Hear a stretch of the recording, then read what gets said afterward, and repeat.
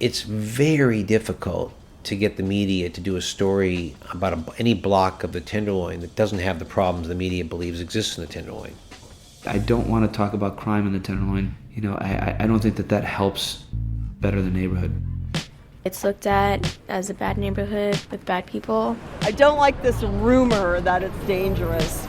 People look at some drug dealers like, ooh, they're dangerous. They're really not, unless you're involved in their drug dealing. Welcome back to The Intersection. So, I'm not gonna lie, I've struggled with this episode and whether or not to even look at the complicated relationship between the drug dealers and their neighbors at the corner of Golden Gate and Leavenworth. Like some folks who live and work nearby, I worry that another story about drugs in the Tenderloin just adds to the negative reputation of a neighborhood that, in actuality, is filled with families, seniors, and new arrivals. But glossing over the difficult reality of the corner is not the answer.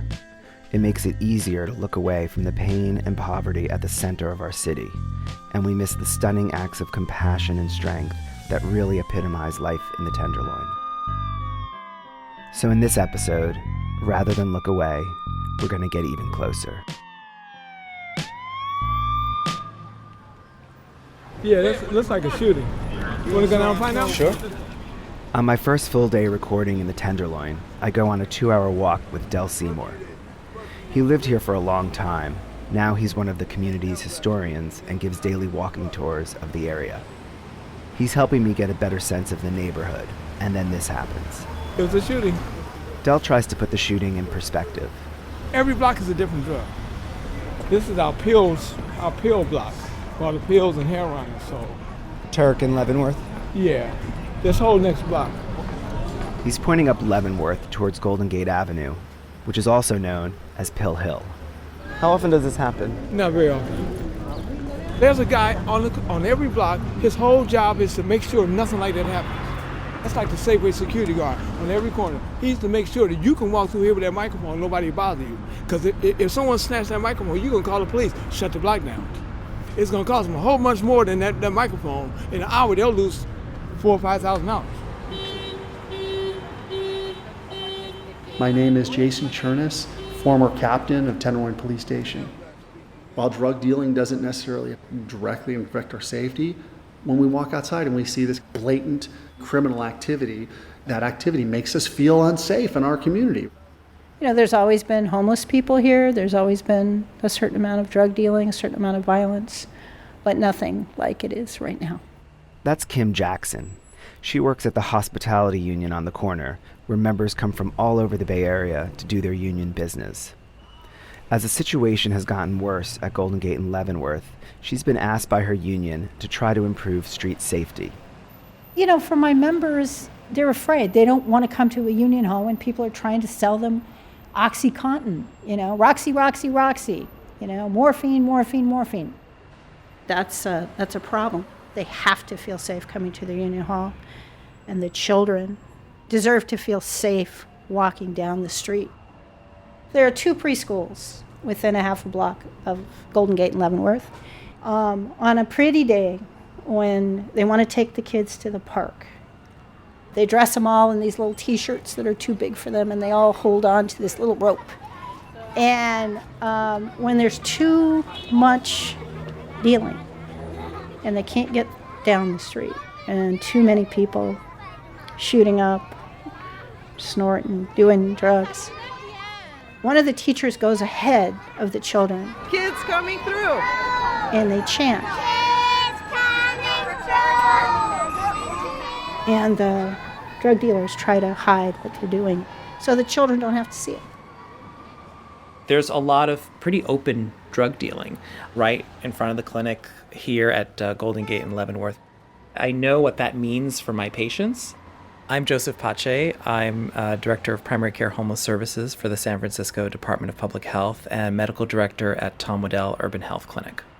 A lot of our patients will discuss how challenging it is for them to get to see us here and how they feel very vulnerable when they're being approached, either to sell their medications or to trade medications for other substances, and especially for people who are trying to change towards a clean and sober living, this can be really triggering for them. I was addicted to heroin for 5 years. I staved off heroin by using pills such as Dilaudid, and personally, being here is a trigger a lot of times because it's like right close to Pill Hill, and my nickname is Roxy. I was given that nickname back at UC Berkeley, and Roxy, Roxy. So every time they're like, Roxy, Roxy, I'm thinking people are calling my name. You know, today I feel proud because I was able to walk on Leavenworth by myself and not pick up any drugs. You know, for every day that we're trying to help people stabilize their lives and get themselves to a point where they can function, you've got another whole group of people out there selling the drugs that got so many of them into problems in the first place. I'm Nancy Nielsen, and I'm the Deputy Director for Lutheran Social Services. Lutheran Social Services is one of many nonprofits that's recently moved to this area. It got here in 2013. Within one block, there are now almost a dozen nonprofits and hundreds of supportive housing units. Even Joseph Pache, who runs the Tom Waddell Clinic, worries about the effect. In some ways, it's hard to know how much our own arrival inadvertently has impacted this corner. People who are interested in buying prescription drugs or selling drugs, this is where their market is, right? It's one of those things. We're both part of the problem, part of the solution at the same time. It's that very uneasy reality of working here and living here. It's really easy to vilify people in the drug trade and say, you know, they're exploiting people and they're part of the problem. And yet I know their choices in life are constrained. And in many ways, they're here because this is the best set of options that they could actually come up with, given many things that have happened to them in their lives. Initially, the dealers were convinced I was working with the cops. Why are you standing with the mic? Is that thing on? Yeah. Why are you passing us back and forth and you listen to our conversation? Hey, don't take a picture of me. No camera. Oh, that's all they need is audio, fool. Understandably, they weren't up for being interviewed. But after many months and introductions from some locals, they realized I wasn't a threat. And some shared their stories and their own frustrations. I got a few things I want to say, man. My name is the Magnificent, man. I stand up tall through it all, summer, winter, spring, and fall, man. You gotta be tough, man, to be down here, man. I mean, man, it's a struggle out here, man. Just 'cause they ain't paying no taxes don't mean that they have to put us in jail, man. We're not robbing nobody, knocking nobody aside their goddamn head. All we trying to do is live and get by, man. It's a catch-22, because once you've been to jail, it's harder to get a job. So the drug trade becomes a means of survival. And that's why Carla's out here. When you have a record and you go try to get a job and you be honest on the application and you tell them, yes, I have a record, they never call you back. But if you say, no, I don't have a record, then they run the background and they see you have a record and you call and say, what happened with the job? Well, you lied. You told us you didn't have a record. I do what I got to do to take care of my kids by all means necessary. Carla, and most of the folks dealing on the corner, live in Oakland. Like a lot of 9-to-5ers, they commute in on BART every morning. My name is Keon. I'm 20 years old. I'm from West Oakland, California. Just out here, you know, just chilling, just trying to make a living. They're very respectful. We respect kids. We respect elders.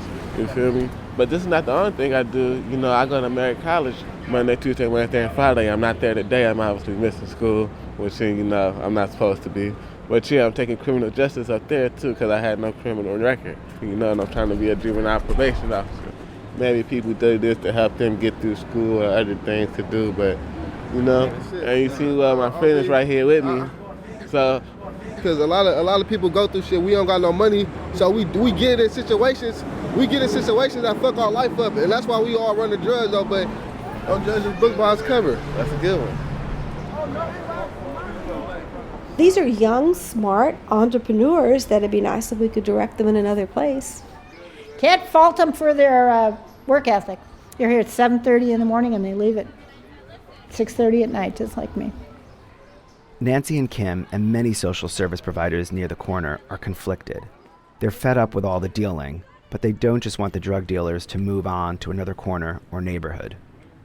I would love to see a situation where we could engage the people who are selling drugs right in front of our clinic and figure out how we can meet the needs that are not being met, that compel them in many ways to be living this life. And present them with real choices, that they could make a choice to leave the street and dealing if they wanted to, and that it would feel not like some kind of pipe dream. I posed that possibility to a group of dealers. If I was offered a job opportunity, I would take it. Why not? And it's paying more to being outside. Why not take it? Shit. But in the meantime, what's a neighborhood to do with the very real consequences of the dealing on their doorsteps?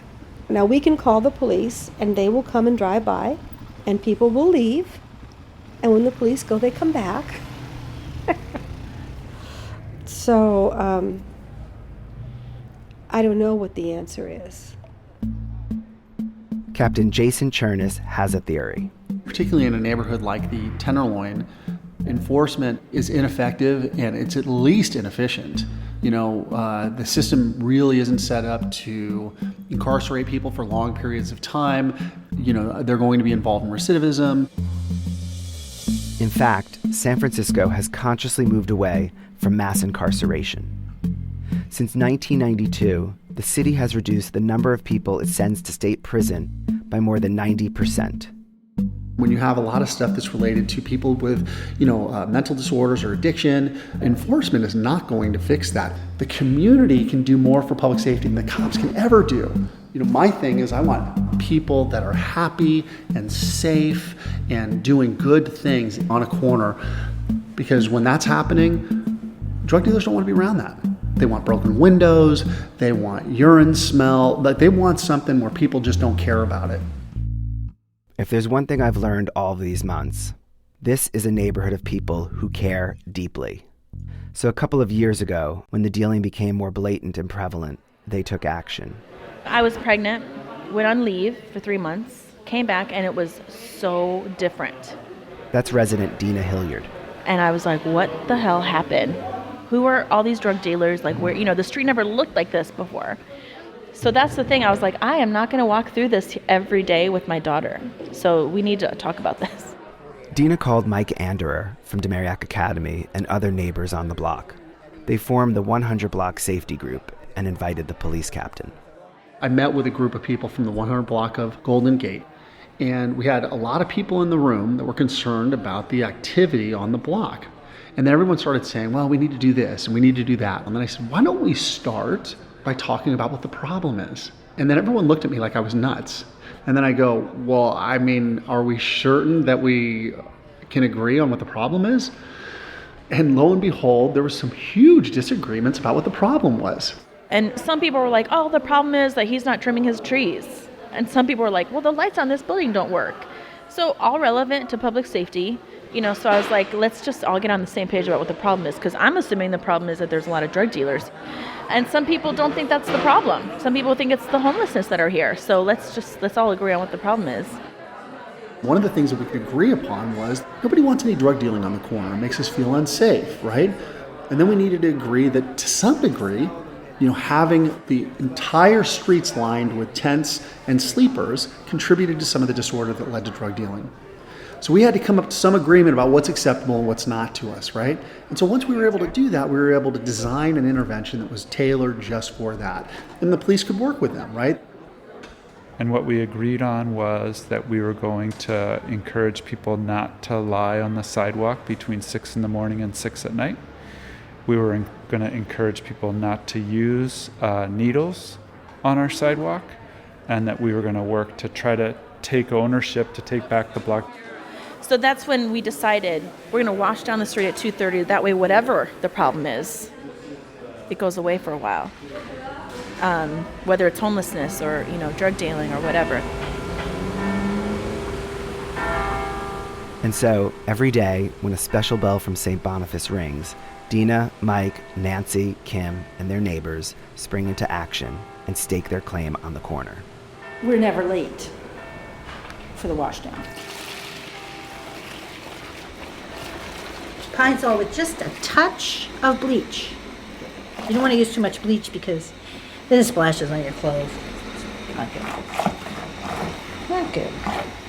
Every day we have bloody uncapped syringes in front of the union every morning, anywhere between 2 and 15. Almost every day we have human feces on the sidewalk and urine. So we do actually clean. But really it's to meet our neighbors who come out at the same time and get to know them, which has been really great for all of us, I think, and to show everyone, the people on the street, our neighbors, our members, all the dealers, that this is a cared for place, that this is an important place. It's not just some no man's land where anything goes. And so every day for 15 minutes, that's what we do. Close this? Yeah, please. Nice weather.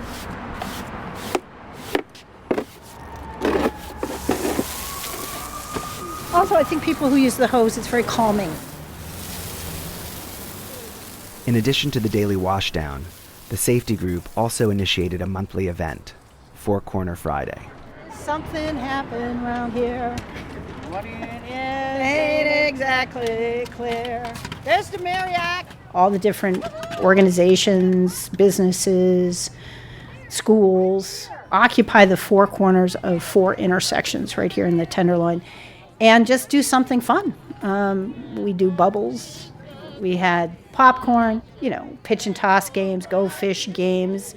The last time we had a whole dance party going on mid-block on Leavenworth.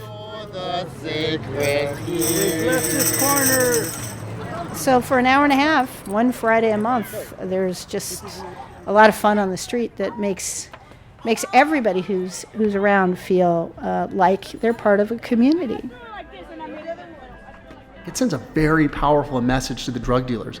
There's more of us than there are of you, right? And we're totally coordinated. I think from day to day it ebbs and flows, but I think that the trajectory is that it's getting safer in the neighborhood every day. While violent crime remained steady last year, there was a drop in thefts within a block of the corner and an increase in drug arrests. And since the end of 2015, there has been a much larger police presence on Leavenworth. Kim feels safer too. It's definitely safer. When we started, the blinds were down. We were hiding out in our offices, and we were afraid of everybody on the street. And then we got together and we organized, and so we don't feel alone and we don't feel powerless, and that's better than the alternative.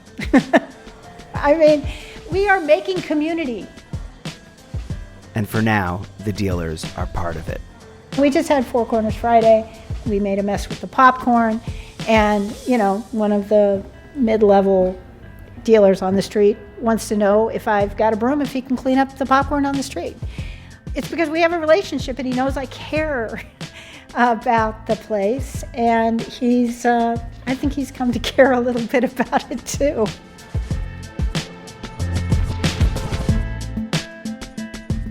Next week, we'll meet a senior citizen who lives right around the corner in the first bite-sized sound portrait from the intersection. I've lived in the city for over 40 years. I turned 65, and I'm getting by. That's about all I can say. In the meantime, want to hear more? Head to theintersection.fm. While you're at it, subscribe to the podcast on iTunes or Stitcher. And if you've already subscribed and you like what you've heard, please rate us on iTunes. It's crowded out there, and it really helps new listeners find us. The Intersection is a production of KALW. Ben Trefny is the editor, with an assist from Ashley Ann Krigbaum. And it's engineered by Chris Hoff and me. Special thanks to Daryl Carr, Donnie Gewurtzman, Lisa Morehouse, and Olivia Henry for your ears and wisdom. Projects like this don't just happen. This one was made possible with a grant from the San Francisco Arts Commission and from Cal Humanities, a nonprofit partner of the NEH. Until next week, I'm David Boyer, and this is The Intersection.